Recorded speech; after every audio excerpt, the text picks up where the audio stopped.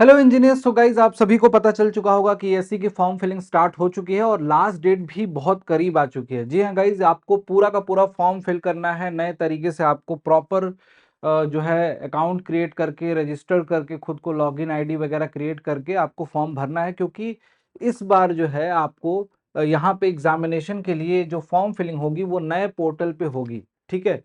तो यूपीएससी का examination, engineering services examination, बहुत सारे लोग यूपीएससी के और भी एग्जामिनेशन देते होंगे और सोचते होंगे कि डेफिनेटली उन एग्जामिनेशन को दे रहे हैं हम लोग और इसके साथ साथ इस एग्जामिनेशन को देना है, तो क्या यहाँ पे रजिस्ट्रेशन वगैरह एक बार फिर से करना पड़ेगा। जी हाँ गाइज, यहाँ पे नए वेबसाइट पे जाके पुनः फ्रेश तरीके से आपको रजिस्ट्रेशन वगैरह करना है, फॉर्म फिलिंग कंप्लीट करनी है। उससे पहले कुछ इंपॉर्टेंट बातें बता दूं गाइज आपको। यहाँ पे सबसे इंपॉर्टेंट जो है यहाँ पे डेट। तो गाइज डेट देख सकते हो गाइज, यहाँ पे 16 लास्ट डेट है ये सबमिशन ऑफ एप्लीकेशन की, 16/10/2025। तो आप में से जितने भी लोग कंफ्यूज हैं कि फॉर्म को नहीं भर पाए हैं अभी तक या फिर सोच रहे हैं, तो गाइज देखो अब दिन बहुत लिमिटेड बचे हुए हैं, 10 दिन बचे हुए हैं आपके पास। 16 अक्टूबर जो है यहाँ पे लास्ट डेट है और www.upsc.gov.in जो है कमीशन की वेबसाइट है, यूपीएससी ऑनलाइन से जाके आप भर सकते हो इस फॉर्म को। और कुछ इंपॉर्टेंट बातें एक एक करके मैं आपको बताना चाहूँगा यहाँ पे। जितने भी कैंडिडेट यहाँ पे एग्जामिनेशन देने वाले हैं, देखो गाइज यहाँ पे ना दो तीन बातें बहुत अच्छे से समझ लेना है कि सबसे पहले तो जो एग्जामिनेशन है वो किस किस कैटेगरी में कराए जाते हैं। जो लोग नए होंगे, नए स्टूडेंट होंगे, civil engineering, mechanical engineering, electrical और इलेक्ट्रॉनिक्स एंड टेलीकम्युनिकेशन, राइट। अब दूसरा सवाल आता है कि सर यहाँ पे कौन एलिजिबल है। जी हाँ गाइज, अगर आपने बीटेक कर रखा है तो डेफिनेटली आप इस वैकेंसी के लिए एलिजिबल हो। नंबर ऑफ वैकेंसीज कितनी है यहाँ पे एक बार इसको समझ लेते हैं, उसके बाद फिर आगे बढ़ेंगे। तो गाइज यहाँ पे देख सकते हो कि टोटल नंबर ऑफ वैकेंसीज जो है आपकी इस पर्टिकुलर एग्जामिनेशन में वो है 474, 474। इसमें लिखा हुआ है कि including 26 vacancies for the person with benchmark disability, PWBD candidate जो होते हैं। 15 vacancy for locomotive disability including leprosy, crude और इस तरीके से लोकोमोटिव डिसेबिलिटी सारे के सारे दिए हुए हैं। और 7 vacancy for hard of hearing और 1 vacancy for low vision and 3 vacancy for the SLD and MD. तो देखो ये कैटेगराइजेशन जो दिया हुआ है ये तो जो स्पेशल वैकेंसीज हैं स्पेशली पर्टिकुलर पर्सन के लिए वो मेंशन कर दिया है। ओवरऑल 474 वैकेंसी आपको यहाँ पे मिल रही है। ठीक है। अब यहाँ पे किसी भी स्टेट से आपने जो ग्रेजुएशन यानी बीटेक की डिग्री, इंजीनियरिंग डिग्री करी है, हासिल की है, तो डेफिनेटली आप अपनी कैटेगरी के हिसाब से आप रिजर्वेशन का भी बेनिफिट ले सकते हैं यहाँ पे। और दूसरा इंपॉर्टेंट मुद्दा ये है कि आप में से जो लोग भी भरना चाहते हैं एग्जामिनेशन, एज का क्राइटेरिया, एलिजिबिलिटी का क्राइटेरिया तो हो ही गया, एज का क्राइटेरिया क्या होगा। तो गाइज मैं आपको स्पष्ट रूप से बता दूं, देख सकते हो यहाँ पे क्लियरली मेंशन भी है। यहाँ पे 21 ईयर्स यहाँ पे लिखा हुआ है। 21 ईयर जो है से लेकर और 30 वर्षों तक यहाँ पे लिखा हुआ है 30 ईयर्स। और इसमें ना 30 ईयर्स के साथ साथ कुछ रिलैक्सेशन मिलता है। किसको मिलता है? जो लोग एम्प्लॉय थे, गवर्नमेंट एम्प्लॉय थे। देखो लिखा हुआ है कि upper age limit 30 year will be relaxable up to 35 year in the case of what, in the case of government servant of the following. अब कौन कौन सी कैटेगरी में? Following category, if they are, यहाँ पे लिखा हुआ है, if they are employed in the department office under the control of what, control of, यहाँ पे देख सकते हैं control of any authority mention in the column 1। उसके लिए यहाँ पे कॉलम 1 में मेंशन किया गया है। तो गाइज देखो सीधी सी बात है कि जनरली जो है 21 वर्ष से 30 वर्ष की आयु के लिए यहाँ पे एलिजिबल है आप लोग। जो भी इस कैटेगरी में आ रहे होंगे, जिन्होंने अपना बीटेक कंप्लीट कर लिया होगा, डेफिनेटली वो सारे के सारे एस्पिरेंट जो हैं इस पर्टिकुलर एग्जामिनेशन के लिए एलिजिबल हैं।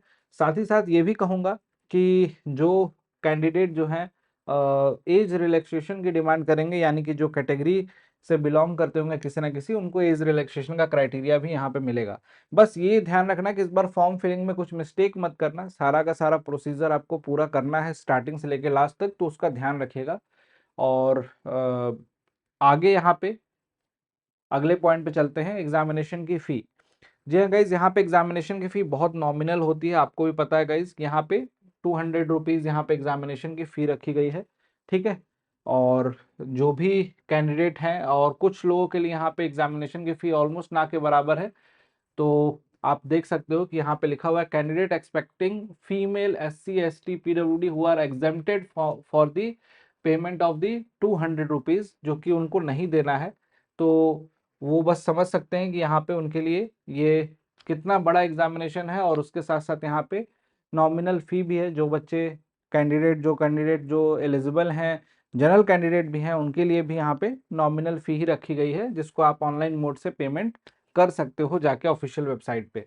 आगे समझते हैं सबसे इंपॉर्टेंट पहलू इसका, एग्जामिनेशन के सिलेक्शन का मोड। देखो गाइज, यहाँ पे बहुत सारे लोग अवेयर होंगे, बहुत सारे लोग नहीं भी होंगे, उन सबको समझा दो। यहाँ पे 3 स्टेज में एग्जामिनेशन आपके लिए जाते हैं। 3 स्टेज कहने का मतलब, ये 3 स्टेज कौन कौन से स्टेज हैं, कैसे स्टेज हैं, उसको भी थोड़ा अच्छे से समझते हैं। देखो, स्टेज 1 जो होगा वो आपका, जिसको हम लोग प्रिलिमिनरी एग्जामिनेशन या स्टेज 1 एग्जामिनेशन बोलते हैं। ये सबसे पहला एग्जामिनेशन जब आप क्लियर करते हो, जो कि ऑब्जेक्टिव टाइप होता है, तो उसके बाद आपको स्टेज 2 एग्जामिनेशन, जिसको मेंस बोलते हैं, स्टेज 2 वो देने को मिलता है। और स्टेज 2 जब क्लियर करते हो तो आपका फाइनली इंटरव्यू यानी कि पर्सनालिटी टेस्ट लास्ट स्टेज होता है। इसके बाद आपकी फाइनल लिस्ट आती है, जिसमें आप मेरिट में अगर आपका नाम आता है तो डेफिनेटली आप सेलेक्ट हो जाते हो इस एग्जामिनेशन के लिए।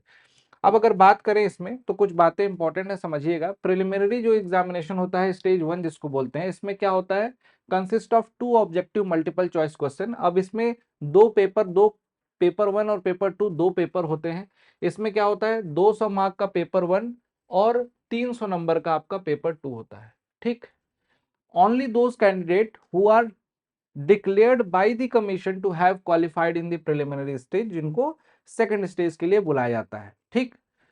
Eligible for admission to the mains, यानी कि मेंस के लिए आपको बुलाया जाता है। Examination of that year provided they are otherwise eligible for the admission to the main stage 2 examination. The marks obtained in the pre-stage 1 examination by the candidate who are declared qualified for the admission to the main stage 2 examination will be counted for determining their the final order of merit. यानी कि stage 1 में जो आप number पाओगे और stage 2 में, उन दोनों को ही जोड़ा जाएगा फाइनल मेरिट के लिए। यहाँ पे क्लियरली मेंशन है, the number of candidate to be admitted to the main stage 2 examination will be about 6, देखो लिखा हुआ है 6 to 7 times the total approximate number of vacancy. यहाँ पे इस बात को बहुत अच्छे से समझ लेना, number of candidate to be admitted to the mains examination stage 2 examination will be about, कितने गुना होंगे, जितनी वैकेंसी है उसका लगभग 6 से 7 गुना होंगे बच्चे जिनको सेलेक्ट किया जाएगा। ठीक है। तो गाइज, ये आपको सीधी सी बात समझ में आ रही है कि एग्जामिनेशन का प्रोसीजर, एग्जामिनेशन के पैटर्न के बारे में आपको सब कुछ समझ में आ रहा है। बस केवल और केवल यहाँ पे आपको अपनी प्रैक्टिस और जो मेहनत है उसको बिल्कुल पीक पे ले जाना है, जो बचा हुआ टाइम है। अभी फॉर्म फिलिंग चल रही है, नो डाउट बहुत सारे लोगों ने फॉर्म फिलिंग कंप्लीट भी कर ली होगी, लेकिन गाइज हर एक दिन इम्पॉर्टेंट है। हर एक दिन की पढ़ाई आपको काम आने वाली है फाइनल एग्जामिनेशन में। और जो भी आपसे बन पा रहा है, जो भी आपसे प्रयास हो पा रहा है, जितने क्वेश्चन की प्रैक्टिस हो पा रही है, प्रीवियस ईयर क्वेश्चंस को ज़्यादा से ज़्यादा लगाइए, उससे आपको काफ़ी बेनिफिट मिलेगा। प्रीवियस ईयर क्वेश्चन आपको ऑनलाइन वेबसाइट पे भी मिल जाते हैं, यूपीएससी के वेबसाइट पे भी मिल जाते हैं, वहाँ से भी आप क्वेश्चन पेपर डाउनलोड करके प्रैक्टिस कर सकते हो, देख सकते हो। या फिर आपने अगर प्रीवियस ईयर की बुक्स होंगी आपके पास, तो उन बुक से प्रैक्टिस कर सकते हो। और साथ साथ में जो भी पोर्शन वीक है, उस पोर्शन को फटाफट रिवाइज कर सकते हो गाइस। तो बहुत बड़ी अपॉर्चुनिटी होती है, सभी के सभी इंजीनियरिंग एस्पिरेंट के लिए एक ड्रीम होता है कि यहाँ पे आपका सिलेक्शन हो।